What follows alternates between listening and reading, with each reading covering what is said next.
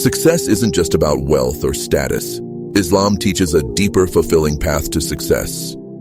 Success begins with faith, trust in Allah. True success starts with a strong relationship with Allah. The closer you are to Him, the more blessings you receive. Salah is the key to success. The Prophet said, the first thing a person will be judged on is their prayer. The Prophet said, Allah loves when one of you does a job, He does it with excellence. The Prophet said, charity does not decrease wealth.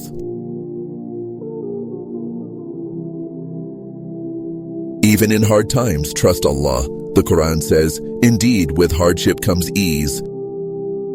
May Allah grant you success in both worlds. Like, comment, and share.